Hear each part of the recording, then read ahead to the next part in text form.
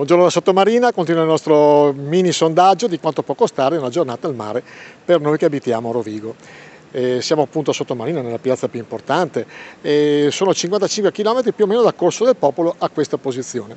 Seguiremo come l'altra volta il nostro format, quindi cosa costa il trasporto, arrivare fino a qui, cosa costano 2 lettini e un ombrellone, cosa costa magari un paio di panini, eccetera, eccetera, e per capire poi se non c'è grossa differenza tra le nostre spiagge, tra le spiagge del Delta, tra Rosolina Mare e Sottomarina. Andiamo!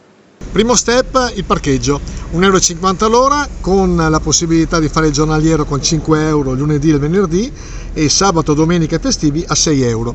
C'è da dire che anche molte spiagge hanno il parcheggio compreso e quindi magari questa è una spesa che si può anche evitare. Cominciamo il nostro sondaggio dal bagno Sirenella qua a Sottomarina. Bagno Sirenella, domanda del nostro sondaggio. Cosa costano 2 lettini e un ombrellone nella vostra spiaggia? Per una giornata 22 € e diamo anche il servizio di parcheggio gratuito.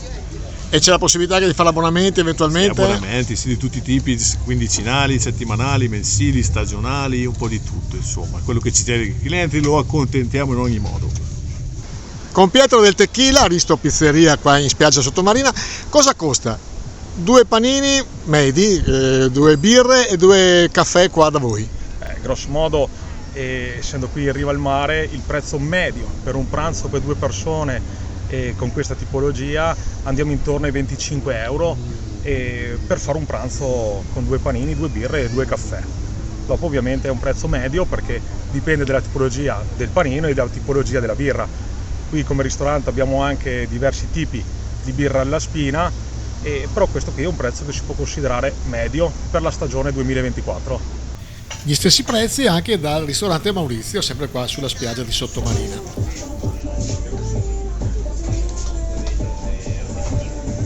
Sottomarina Arte del Gelato, scopriamo cosa costa.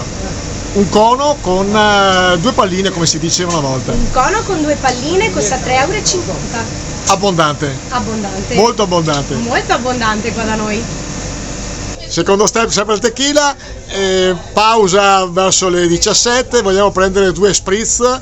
Certo che sì, nessun problema, sia per la nostra lista cocktail molto ampia che per i nostri spritz. Il prezzo medio è di 5 € e lo spritz accompagnato da tramezzini, patatine e arachidi da fare tranquillamente nella nostra area fronte mare nei divanetti.